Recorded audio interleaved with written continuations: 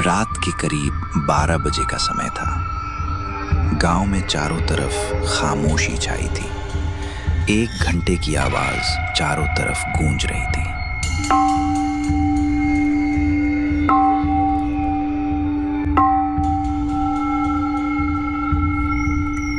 एक बड़ी सी पुरानी हवेली, जो अब एक काल कोठरी के नाम से मशहूर थी, उसके एक बड़े से कमरे में एक लड़की सिमटी बैठी थी। कमरे की दीवारों पर नोचने खरोचने के निशान थे। तरह तरह की डरावनी चित्रकारी हुई है। उसकी आंखों में खौफ और चेहरे पर डर साफ नजर आ रहा था। वो कभी खिड़की की तरफ देखती तो कभी सामने बने उस बड़े से दरवाजे की तरफ, जैसे उसे लगता है कोई आएगा और उस पर टूट पड़ेगा। मुखिया जी, मैंने काम्या को समर्पण के लिए काल कोठरी में डाल दिया है। बहुत अच्छे। अब घंटा बजना भी बंद हो गया है। समर्पण का समय हो गया है। इस तरफ वो बड़ा सा दरवाजा खुला और उसके अंदर से 2 भयानक पंजे वाला कोई शख्स बाहर निकला। लड़की उसे देखकर बुरी तरह से डर गई। उसकी निगाहों में खौफ उतर आया। मुखिया और उसके आदमी काल कोठरी से कुछ ही दूरी पर खड़े थे। तभी उस लड़की के कपड़े कोठरी की खिड़की से बाहर आ गिरे और उसकी चीखें चारों तरफ गूंज गईं।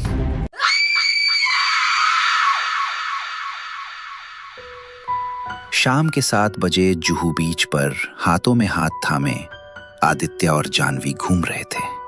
4 साल हो गए हमें मिले हुए, पर ऐसा लगता है कि ये कल की ही बात है, जब मैं क्लास में उदास बैठा था और तुम्हारी एंट्री हुई थी। और मुझे देखते ही तुम मुझ पर फिदा हो गए थे, यही ना? पिछले 4 साल से सुन रही हूँ, और ये भी कि मैं इस बार तुमको अपने मम्मी पापा से जरूर मिलाऊंगा। जानवी, यार आज मैं तुमको सच बता ही देता हूँ, मैं पिताजी से बहुत डरता हूँ। ओहो, पिताजी? मुंबई यूनिवर्सिटी में पढ़ रहे हो तुम? वैसे हमेशा तो पापा पापा करते थे, आज वो पिताजी हो गए। मुझे लगता है अभी ठीक समय नहीं है तुमको घर वालों से मिलाने का। समय ठीक कब होगा? जब वो कहेंगे कि आदित्य बेटा, हमने तुम्हारी शादी गांव की एक काली कलूटी लड़की से तय कर दी है, तब। अब जो भी हो, लेकिन इस बार मैं तुम्हारे गांव तुम्हारे साथ जा रही हूँ, और पिताजी को कैसे संभालना है ये तुम जानो। 2 दिन बाद आदित्य जानवी के साथ अपने गांव रतनगढ़ के लिए रवाना हुआ। मुंबई से 12 घंटे का सफर तय करके ये दोनों एक बस स्टेशन पर पहुंचे, जहां पर टैक्सी खड़ी थी। फिर वो दोनों उस टैक्सी में बैठ गए। गांव का हरा भरा नजारा देखकर जानवी खुश हो गई। अरे वाह, क्या सुंदर जगह है। ये है हमारा प्यारा सा गांव। टैक्सी के रतनगढ़ के अंदर घुसते ही जानवी के चेहरे पर मुस्कान छलक आई।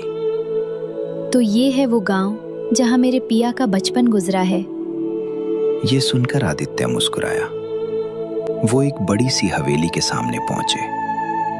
ओ माय गॉड, ये तुम्हारा घर है? इतनी बड़ी हवेली? आओ चलो अंदर चलते हैं। आदित्य जानवी के साथ घर में दाखिल हुआ। उसके सामने उसके पिता योगेश ठाकुर और उसकी माँ मालती खड़ी थी।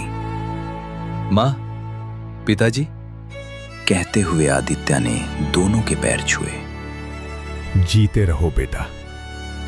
जानवी ने भी हाथ जोड़कर उन्हें नमस्ते किया। नमस्ते बेटा। ये कौन है आदित्य? माँ, ये जानवी है, मेरे ही कॉलेज में पढ़ती है। अच्छा बेटा, दोनों हाथ मुंह धो लो, फिर खाना लगाती हूँ। योगेश ठाकुर मालती की तरफ सवालिया नजरों से देख रहे थे, लेकिन कुछ बोल नहीं रहे थे। इन्होंने साथ में खाना खाया और फिर शाम होने पर आदित्य जानवी के साथ गांव में टहलने के लिए निकला। आदित्य, तुम्हारा गांव तो बहुत अच्छा है। चलो अच्छी बात है, तुमको अपना गांव पसंद आया, अपना ससुराल। कुछ ही दूरी पर एक चाय की दुकान थी। वो देखो, जब भी दादाजी के साथ मैं गांव घूमने जाता था ना, तो मैं हमेशा लौटते समय इस दुकान से दादाजी के साथ चाय पीता था। अच्छा, सो स्वीट। काका, 2 चाय बना दीजिए। बैठो आदित्य बेटा, अभी बनाता हूँ। काका चाय बनाने लगे। तभी घंटे की आवाज आना शुरू हुई।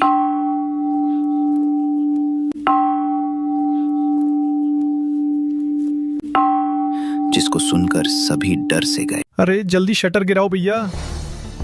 काका ने जल्दी से शटर गिरा दिया और बाकी गांव वाले भी अपने अपने घरों में घुस गए। सभी लोग घर के अंदर की खिड़की से देखने लगे। जानवी ये सब देखते हुए हैरान थी कि सब उस घंटे को सुनकर ऐसे डर क्यों रहे हैं। तभी एक बहुत ही अजीब दृश्य दिखाई दिया। एक आदमी एक औरत को बालों के बल घसीटते हुए लेकर जा रहा है। ये देखकर जानवी की आंखें हैरानी से बड़ी हो गईं कि वहां मौजूद कोई भी उसकी मदद करने के लिए बाहर नहीं आ रहा था और छिपकर देख रहे थे। अरे उसे रोको, वो क्यों उस बेचारी लड़की को मार रहा है? जानवी चुप रहो। वो आदमी उसे काल कोठरी की तरफ ले गया। उसके जाने के बाद सभी लोग घरों से बाहर निकल आए। चाय वाले ने भी शटर उठा दिया। वो आदमी उस लड़की को उसी काल कोठरी में डालकर बाहर निकल आया। फिर वही बड़ा सा दरवाजा खुला जिसके अंदर से वही भयानक पैरों वाला शख्स बाहर आया और लड़की की चीखें काल कोठरी के बाहर तक गूंज गई। आदित्य, ये सब क्या था? उस लड़की को वो आदमी कहाँ ले गया? और उसकी चीख तो तुमने भी सुनी ना? छोड़ो बिटिया, ये हमारे गांव की पुरानी प्रथा है। तुम चाय पियो। आदित्य भी जानवी की बात को नजरअंदाज कर रहा था, लेकिन जानवी के मन में सवाल जन्म ले रहा था। करीब 6 दिन बाद इसी गांव का एक किसान मंगरू बहुत डरा हुआ लग रहा था। है मोहिनी की माँ? कहाँ है मोहिनी? वो अपने कमरे में है जी। मंगरू उसके कमरे में गया और बोला, बेटी जल्दी से चल। उसने अपनी बेटी मोहिनी को तहखाने में छिपा दिया। क्या कर रहे हैं आप? क्या हो गया? मैं अपनी बेटी का समर्पण नहीं होने दूंगा। तभी दरवाजे पर दस्तक हुई और मंगरू ने दरवाजा खोला। मुखिया जी, आप? तेरी बेटी मोहिनी कहाँ है मंगरू? मुखिया जी, वो दोपहर को अपनी सहेली के घर जा रही हूँ कहकर निकली थी, लेकिन अभी तक वापस नहीं आई। अच्छा, मतलब तूने उसे ढूंढने की कोशिश नहीं की? मुखिया जी, दोपहर से ढूंढता फिर रहा हूँ। अब तो आप ही मदद कीजिए, मुझे बहुत डर लग रहा है। अगर वो सच में खो गई है तो हम ढूंढने की कोशिश करेंगे। अगर ये झूठ है तो तेरी चालाकी तेरे पूरे परिवार पर भारी पड़ेगी। ये कहकर मुखिया वहां से चला गया।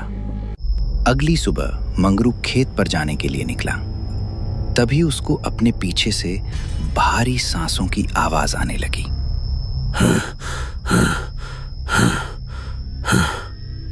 उसने पीछे पलटकर देखा तो वहां कोई नहीं था। वो हिम्मत करके आगे बढ़ गया। तभी उसे पीछे से आवाज आई, पिताजी, आप कहाँ जा रहे हैं? अरे मोहिनी बेटी। उसने पीछे पलटकर देखा तो एक पेड़ के नीचे उसे किसी का अक्स नजर आया। मोहिनी बेटी, तू यहाँ क्या कर रही है? वो धीरे से उसके करीब पहुंचा, लेकिन तभी मोहिनी के चेहरे के भाव बदल गए।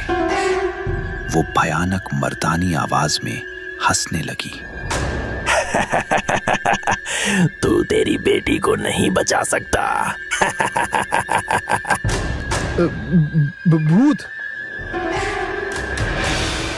मंगरू डर गया और अपने खेतों की तरफ भागा। वहां जाकर उसने सुकून की सांस ली। तभी उसने देखा कि पेड़ जोर जोर से हिलने लगा। ये क्या हो रहा है? तभी एक रस्सी अचानक से उसके पैरों में आ बंधी। वो रस्सी उसे बुरी तरह से खींचने लगी और वो रस्सी उसको खींचते हुए सीधा कोठरी के अंदर ले गई। वहां जाकर रस्सी खुल गई और दरवाजा बंद हो गया। खोलो खोलो, कोई बचाओ मुझे। तभी एक वही भयानक हंसी उसे सुनाई दी।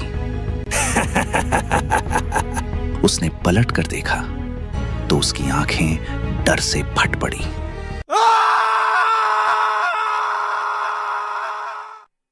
अगली सुबह आदित्य जानवी को गांव के बड़े मंदिर ले गया। हे भगवान जी, जल्दी से हमारी शादी करवा दीजिए।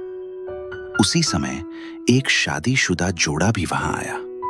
देखो, कुछ दिन बाद हम दोनों भी ऐसे ही मंदिर आएंगे। ये सुनकर आदित्य मुस्कुराने लगा। कुछ दिन गुजरे। रात के समय फिर से घंटे के शोर से गांव की गलियां गूंजने लगीं।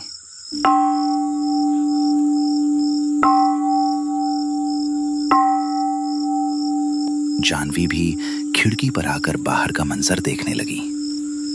आदित्य भी उसके पीछे खड़ा था।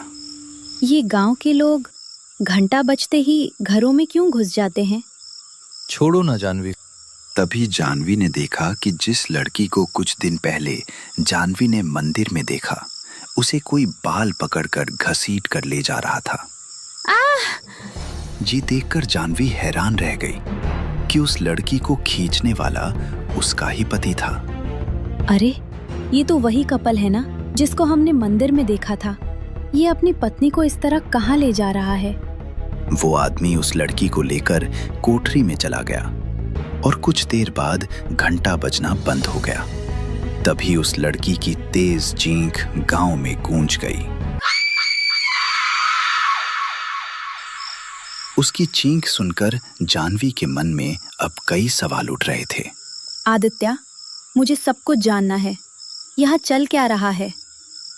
जानवी, नहीं, तुमको बताना ही होगा। क्यों उस घंटे के बजते ही सब डर जाते हैं?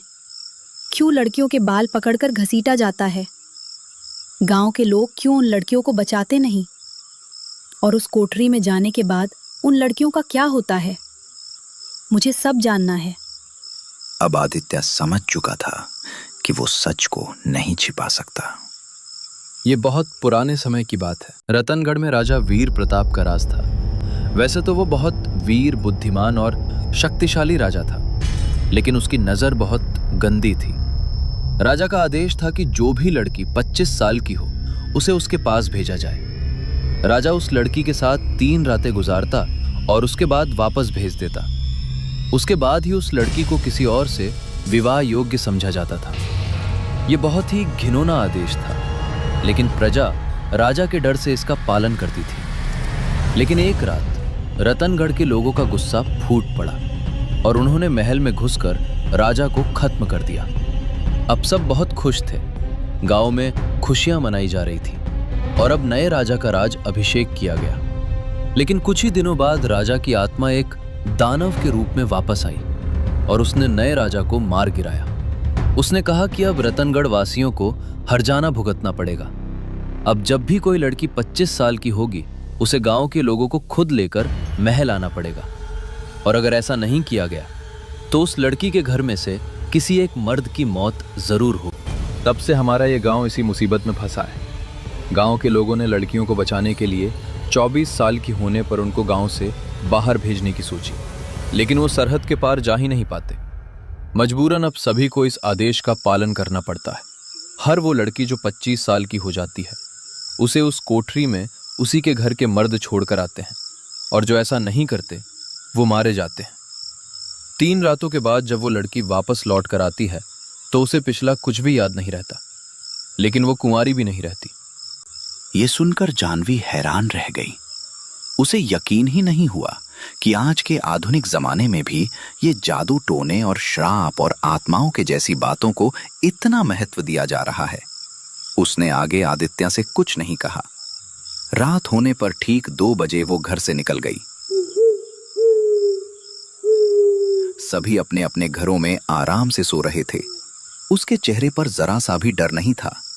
एक जिज्ञासा थी। वो उस कोठरी के अंदर घुस गई। दरवाजा खोलते ही दूर कुत्ते की रोने की आवाज आई। सामने उसे एक गलियारा नजर आ रहा था, कई कमरों के दरवाजे। यहाँ इतनी सर्दी क्यों है? इन सभी दरवाजों में उसे बड़ा दरवाजा भी नजर आया। तभी गलियारे के एक अंधेरे कोने में किसी का अक्स नजर आया। कौन है वहां पर?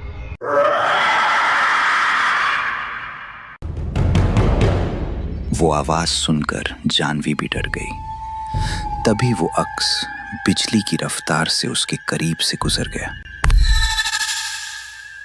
और एक दरवाजा अपने आप खुला। वो अक्स उसके अंदर समा गया और दरवाजा खटाक से बंद हो गया।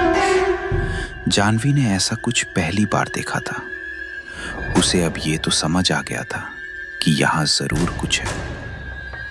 उन्हीं में से एक दरवाजा थोड़ा अलग नजर आ रहा था। जानवी ने उस दरवाजे को खोला और उसके अंदर चली गई। वहां एक बड़ा सा बेड था और दीवार पर राजा वीर प्रताप की एक पेंटिंग लगी थी। वहीं अलमारी में एक पुराने जमाने की ताड़ पत्ती वाली किताब भी रखी हुई थी। उसने आगे बढ़कर उसे उठाया ही था कि सामने से एक काले धुएं का भयानक सा झोंका आया। वो झोंका उसको कमरे से बाहर खींच ले गया और वो एक ही झटके में कोठरी से बाहर आ गई। तभी उसकी आंखें बंद हो गईं। कुछ देर बाद जब उसकी आंख खुली तो वो कोठरी के आंगन में ही पड़ी थी। वो उसी समय उठी और घर की तरफ भागी। उसे ऐसा लग रहा था कि कोई उसके पीछे है। वो घर में आकर चुपचाप अपने कमरे में लेट गई।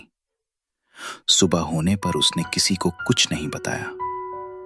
कुछ दिन ऐसे ही गुजर गए और फिर से एक रात अचानक घंटे की आवाज गलियों में गूंजने लगी।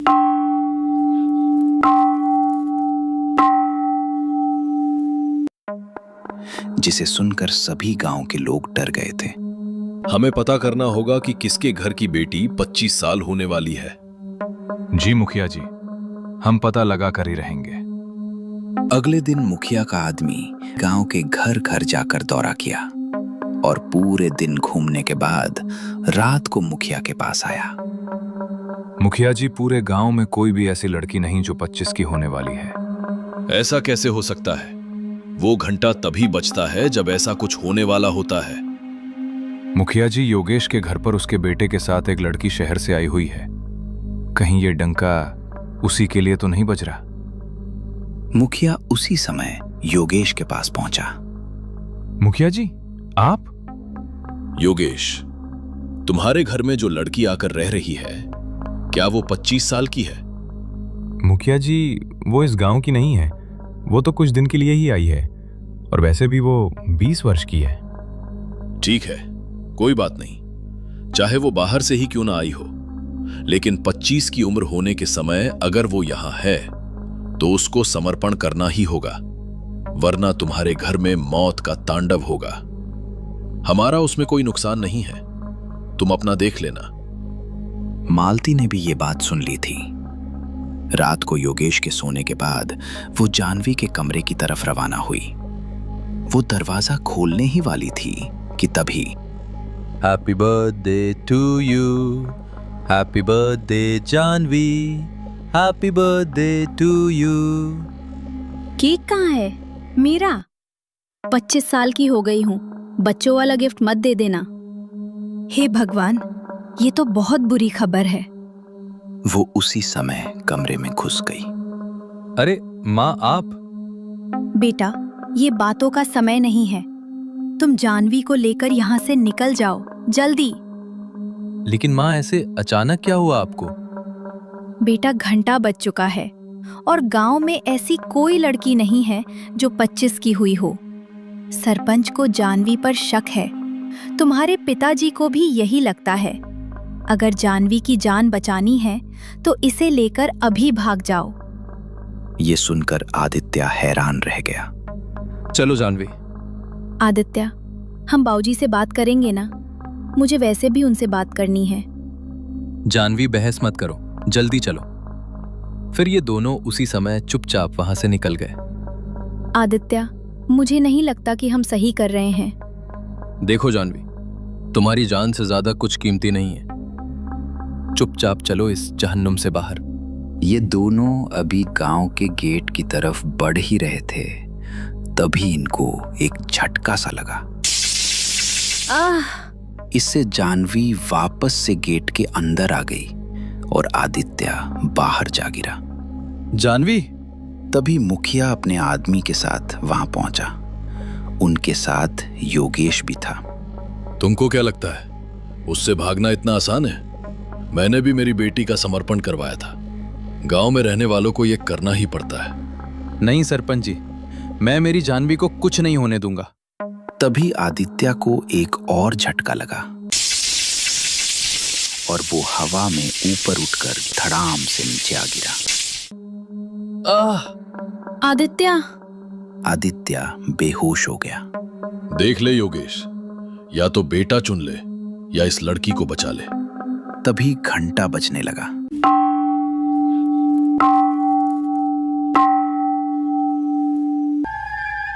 योगेश ने जानवी के बाल पकड़े और उसको घसीटते हुए कोठरी की तरफ ले जाने लगा। कुछ ही देर में योगेश जानवी को लेकर कोठरी में पहुंचा और उसे धक्का दे दिया।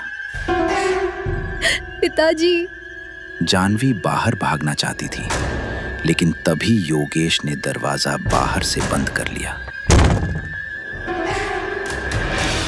खोलो, दरवाजा खोलो पिताजी! भयानक आवाजें आना शुरू हो गई थी। जानवी कभी इस तरफ देखती तो कभी उस तरफ।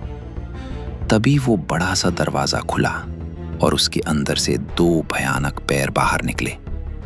उसे देखकर जानवी के रोंगटे खड़े हो गए। उसका शरीर बुरी तरह से सड़ा हुआ दिखाई दे रहा था। पूरा शरीर खून के जैसा लाल, आंखें नीली, भयानक लंबे नाखूनों वाले हाथ और पैर। उसने जानवी को पकड़ा। जानवी उससे पीछा छुड़ाकर भागी। राजा दानव वो भयानक तरह से गुर्राया और फिर जानवी के पीछे भागा। जानवी भागकर उसी राजा के कमरे में घुस गई जहां वो पिछली बार आई थी। वो वहां पर लगी सभी तस्वीरों को हटा रही थी। न जाने वो क्या ढूंढ रही थी। राजा दानव भी अब दरवाजे के अंदर आने की कोशिश में था। तभी एक तस्वीर के हटते ही उसके पीछे एक छोटी सी अलमारी नजर आई जिसमें एक कलश रखा हुआ था। इस तरफ आदित्य भी होश में आ चुका था। तभी योगेश वहां पर पहुंचा। मुखिया जी, मैंने उसे कोठरी में डाल दिया। बहुत अच्छे योगेश। तभी आदित्य चुपचाप उठा और कोठरी की तरफ भागा। मुखिया जी, आदित्य भाग रहा है। अरे रोको उसे। ये सभी अब आदित्य के पीछे थे। आदित्य कोठरी के अंदर घुस गया। आदित्य बेटा रुको! जानवी! आदित्य ने देखा कि वो राजा की आत्मा, जो कि अब दानव बन चुका है, कमरे में घुस गया है। तो वो भी सीधा उस कमरे में घुस गया। उसने देखा कि सामने ही जानवी दीवार के पास खड़ी है। दानव उस पर हमला करने को तैयार है। तभी जानवी ने अलमारी से वो कलश भी उठा लिया। नहीं! दानव राजा उस पर झपटा, लेकिन वो उस तक पहुंचता उससे पहले ही जानवी ने वो कलश खोलकर उसमें बंद सारी राख दानव राजा पर उड़ेल दी। उस राख के पड़ते ही राजा भयानक अंदाज में चीखने गुर्राने लगा।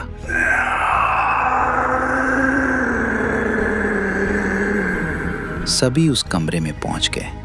वो दानव को तड़पता देखकर हैरान थे। वो जमीन पर गिर गया और थोड़ी ही देर में उसका शरीर पूरी तरह से राख बन गया। जानवी!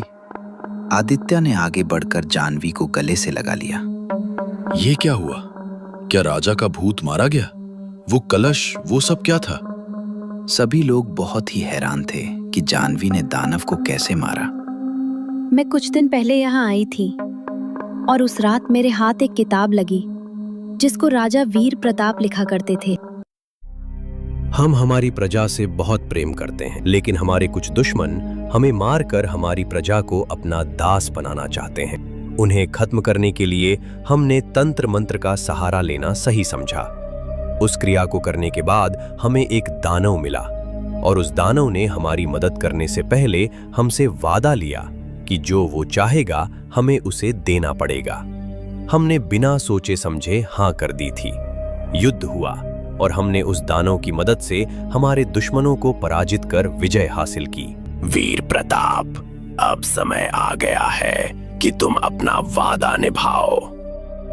अवश्य, आप हमसे कुछ भी मांग सकते हैं। आज से तुम्हारे राज्य में जो भी स्त्री 25 वर्ष की आयु पर होगी, तुम्हें उसे 3 रातों तक मेरे हवाले करना होगा। ये क्या कह रहे हो? ये हम कैसे कर सकते हैं? अपनी प्रजा के साथ ऐसा अन्याय? ऐसा करना होगा राजा वीर प्रताप। अगर तुमने ऐसा नहीं किया तो उस एक स्त्री के बदले मैं तुम्हारे राज्य के 10 पुरुषों के प्राण हरण कर लूंगा। हम अब विवश थे। हम उस दानव के बारे में प्रजा को नहीं बता सकते थे। अतः हमने ऐलान लगवाया कि जो भी स्त्री 25 की आयु पर होगी उसे हमारे साथ 3 रातें गुजारनी पड़ेगी। और फिर सभी प्रजा ने हमारे आदेश का अनुसरण किया। सबको यही लगता था कि हम अपनी ही प्रजा की महिलाओं पर गंदी नजर रखते हैं, लेकिन असल में वो दानव स्त्रियों के साथ रात बिता रहा था। 3 रात गुजर जाने के बाद वो दानव उनके दिमाग से सब कुछ भुला देता था और हम उन्हें वापस भेज दिया करते थे तथा उनका विवाह भी जल्द ही करवा दिया करते थे। लेकिन अब हम उस दानव से आजादी चाहते थे। हमने एक तांत्रिक से इस विषय में बात की। उस दानव को खत्म करना बहुत मुश्किल है। आपको 7 राज्यों से चंदन की लकड़ी मंगवानी होंगी। उसके बाद एक महायज्ञ के जरिए अभिमंत्रित करके उन लकड़ियों की एक भस्म बनाई जाएगी। हमने अपने आसपास के 7 राज्यों से चंदन की लकड़ियां मंगवाई। उसके बाद 7 दिन के महायज्ञ के बाद तांत्रिक ने भस्म तैयार की। बाबा, अब उसे इस भस्म के जरिए कैसे मारा जा सकता है? उसे तुम नहीं मार सकते राजन। उसे कोई 25 वर्ष की स्त्री ही मार सकती है। ये आप क्या कह रहे हैं? हाँ, उसकी शक्तियां तभी बढ़ती हैं जब वो 25 वर्ष की स्त्री से संपर्क बनाता है। उसे भी मालूम है कि उसे एक 25 वर्षीय स्त्री ही मार सकती है, इसलिए उस समय वो उन्हें अपने करीब रखता है, जिससे कि पहले ही स्त्रियों के दिल में उसका डर बैठा रहे। बाबा, तो कोई स्त्री उसे कैसे मारेगी? इस भस्म का इस्तेमाल कैसे होगा? कोई भी स्त्री अपने 25वें जन्मदिन के 3 दिनों के भीतर अगर उसके शरीर पर ये राख फेंक देगी तो वो भस्म हो जाएगा। हमने उस भस्म को एक कलश में करके अपने कक्ष में रख लिया है, हमारी तस्वीर के पीछे एक गुप्त अलमारी में। और अब जब भी कोई लड़की 25 वर्ष की होगी, उसके जरिए उसके हाथों से ये भस्म उस दानव पर छिड़कवा कर हम उसका अंत कर देंगे और फिर अपनी प्रजा से माफी भी मांगेंगे। ये सुनकर सभी लोग हैरान थे। राजा वीर प्रताप बहुत खुश थे, लेकिन उस समय उनकी प्रजा ने उनकी एक नहीं सुनी और उन्हें खत्म कर दिया। उनके मरने के बाद वही दानव अब सामने आया, उस नए राजा का वध कर दिया और सभी को ये दिखाया कि वो ही राजा है जो मरने के बाद दानव बन गया है। और अगर अब इस राज्य की कोई भी 25 वर्ष की स्त्री को उसके पास नहीं पहुंचाया गया तो वो उसके ही घर के मर्दों को मार गिराएगा। तब से आप लोग बिना किसी जानकारी के ही उस दानव को राजा समझकर उसकी बात मान रहे थे। ये सुनकर सभी हैरान रह गए और सभी की आंखों में पछतावा नजर आ रहा था। जानवी बिटिया, तुमने हमारी आंखें खोल दी, हमें सच से रूबरू कराया। तुम्हारे साथ हमने जो भी किया उसके लिए हमें माफ कर दो। अब गांव के लोगों ने राजा वीर प्रताप की एक मूर्ति बनवाई और उनको देवता की तरह पूजने लगे। आदित्य ने जानवी से शादी कर ली और दोनों खुशी खुशी अपना जीवन बिताने लगे।